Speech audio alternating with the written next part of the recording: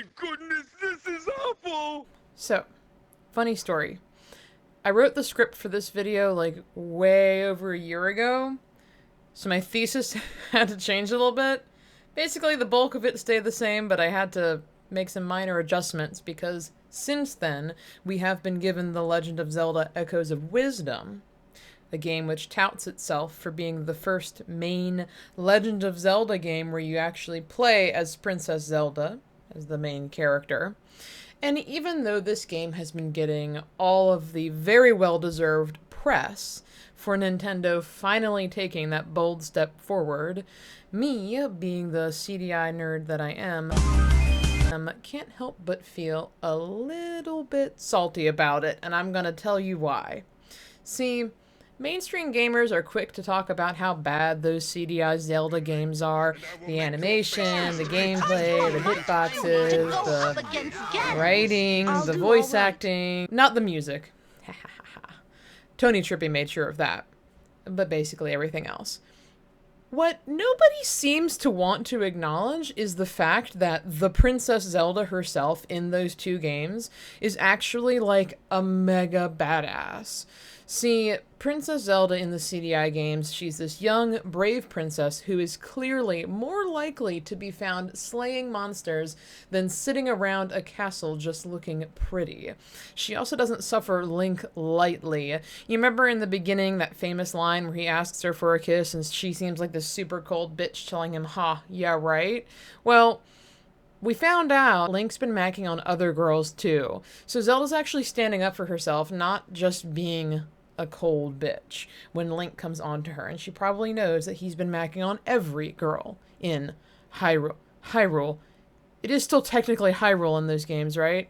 Zelda also doesn't make the same kind of jokes that Link does. She's more serious, she's more confident, she's ready for a fight, and she's also very pleased with herself when she is successful, but she remains stoic and she's focused on all of her tasks.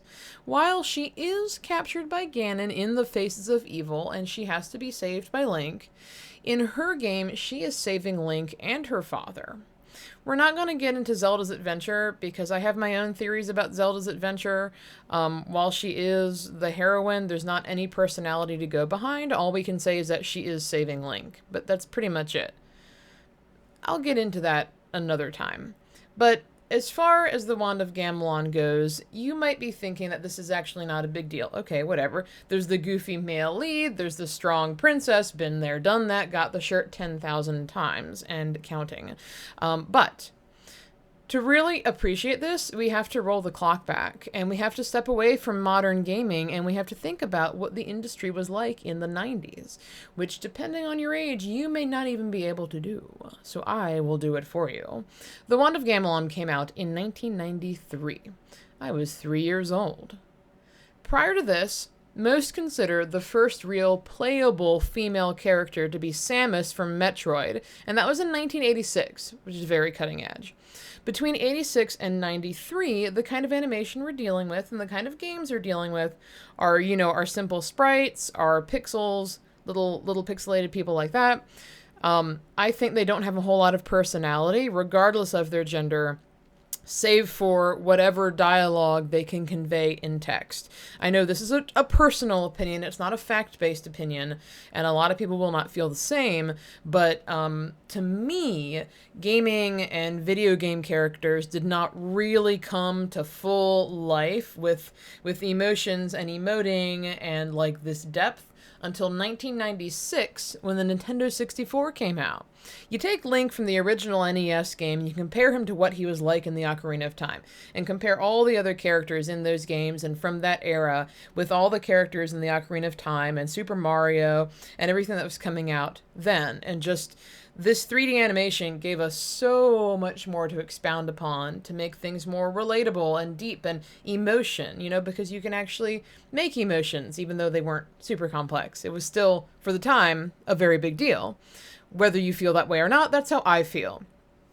So, even then, for Nintendo 64 games, most of what we're getting is Link saving Zelda, Mario saving Peach, and then wooing all of your ladies in Harvest Moon. 1996, Tomb Raider came out. That was a big deal. I remember when that happened. It was like, oh, you can play as a woman, but I really don't think it did any justice for young female gamers because it was kind of a men's game. And from what I remember and experienced, it had a reputation for being a men's game. So that doesn't really count. But that still is 1996, when the Wand of Gamelon was 93, a whole 3 years earlier. And bear in mind, every single year that followed with technology starting in the 80s, rolling into the 2000s, made a really big difference in what was happening because technology was growing so fast. You may or may not remember when Pokemon Crystal came out, the third part of Gold and Silver, and that was the first Pokemon game where you could actually choose to be either a boy or a girl, and that was a big deal. Believe you me, if you were not around for it, I was, and it was groundbreaking. Holy cow. I'm not stuck just playing as a boy, which feels like anything or whatever. Not that I didn't enjoy the Pokemon games before, clearly I did, but when we had this, it was like, why weren't we doing this before? Oh my gosh, first you give me night and day, and now I can actually be a girl? It was a big deal. It was a really big deal, and just trust me on that, because I was either 10 or 11, depending on the month it came out. I didn't double check that. So that was a really important time in gaming, and that was 2001 for those of you playing along at home. 8 years after the Wand of Gamelon was released, and I hope I did math on that before I wrote it, because I'm so bad at math, I can't tell you if that was accurate or not. So now that we've gone down memory lane and I've given you an idea of what characters in gaming was like back then in case you did not know, or gave you a brief refresher, or gave you something from my feminine point of view, let's think about Zelda again. It's 1993. Sprite games dominate. Very few playable female characters available. And then Philips takes this Legend of Zelda franchise and says, you'll play as Zelda. You can play as Link in Link's game, and you can play as Zelda in Zelda's game. It will take Nintendo 31 years to officially do the same. I'm not counting Spirit Tracks or Hyrule Warriors or Super Smash or any of that. I don't count that. I don't think anybody does. Other than that, the only thing we really get to a combative, tough Zelda is when she transforms into Sheik in the Ocarina of Time. But even then, she's just using magic, so it's not really the same. It's not really the same. I mean, you could debate that, but it's not the same. So yeah, I mean, I say the CDI was groundbreaking in that they presented the first Zelda game where you could play as Zelda, the first and second. And I think they did a really good job with her. Despite gender stereotypes of the damsel in distress still very prevalent in society then, 1993. Think about movies from the 80s and the 90s and 2000s and how it changed. Think about how it was in the 93. Just think about that. That was still your stereotype, all right? Despite all of that, Philip said, we're making Zelda bad. Bad. And they took that step. They married her this fierce warrior. For a little bit of perspective, Xena Warrior Princess would not come out for 2 more years. So that gives you an idea of female representation back then. Think about that bold step that Philips decided to take. Think about the Zelda games that were there before. This is way before the Ocarina of Time. Think about that. Think about who decided, let's do this. This would be cool. This would be great. This would be meaningful. And then tell me that the CDI games are still stupid. Alright? Think about it. Like, actually spend some time thinking about it. Don't just watch this video and turn off and go to the next one and go, oh, whatever. Like, actually think about that. I think it's very important. I think we need to remember our gaming history because it is important. And these things will matter a whole lot one day. We're still so close to it, we don't quite realize, but this is history. It is. It's gaming history. It's important.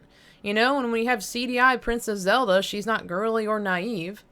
They made her so strong that compared to Link, she looks like she's a warrior and Link just gets lucky. It's like he doesn't even expect to win.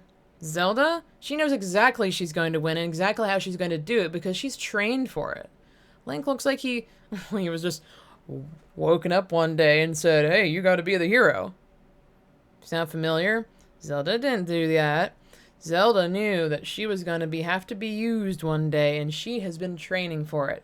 She knows that she's going to win. She's been working hard, and she's confident in herself, and that's a big deal as well. In case you weren't around in the 90s, gamer girls were not as socially acceptable as they are today. It's something you take for granted. I did not. These days, it's normal for a girl to be a gamer. Yeah, there's all this Twitch streamers and the drama and the clout, whatever. It's not weird for a girl to go into a GameStop and buy Call of Duty. That was a weird thing for a girl to do in the late 90s and early 2000s. We did, but it wasn't normal. It wasn't average, you know? You got these labels put on you for it. I was in high school in the early 2000s, and you would literally get these crazy hurtful labels thrown at you for being a gamer girl. They said that you didn't really know what you were doing. You didn't really want to be gaming. The worst one was that you were doing it or just saying it because you wanted attention from men. Like, I think a lot of girls threw that around. Girls that were not gamers were like, ew, she's not really into that. She just wants she's desperate for a guy because she can't get him like we can. That was a real thing. If you don't know that was real or you never saw it, let me tell you something. It was real. And it was stupid. I mean, I wanted guys real bad, but I certainly wasn't using gaming for it. I've been a gamer all my life. Got that CDI back in '94. I wasn't doing it then for guys. I was 4 years old, man. Come on. But it was true. This is reality, you know? For me, it wasn't a big deal because I always did it. I didn't have peer pressure of people telling me that it was weird. I was homeschooled until I went to high school, so that probably had a lot to do with it. But, you know, second to the CDI, I was playing MechWarrior on PC. I was playing Thief, Dark Project, and Metal Age. I was playing Mech Commander once that came out. I was playing Hellbender. Do you remember that one? But it never really bothered me. I didn't care what they said, because I had role models like Zelda when I was growing up. I took her for granted. I figured that was every game had girls like her, because there were 2 games for the CDI that I played that had that. And the other game that I liked was Laser Lords. And the guy that you play is an idiot. So I had a lot of guys I played that were idiots in the CDI games, and I had a lot of really tough girls. So what do you think it left me feeling like? The first time I played the Ocarina of Time, because, like, remember, CDI Zelda was my first Zelda experience, and I ran with that for years. I got a hold of a Nintendo 64 and someone let me borrow the Ocarina of Time, and I'm like, what the hell did they do to Zelda? Ew, that's Zelda? Ew. Why is she so useless? That's how I felt. I was confused. I was really disappointed, because, like, that was not the Zelda I knew, but in reality, that's the Zelda that we get, kinda. You know? So next time you pop in the Wand of Gamelon, or you're watching a video or watching my live stream, I want you to pause for a moment and consider what Phillips did for Zelda in those games, and what that meant for all of us gamers in the 90s.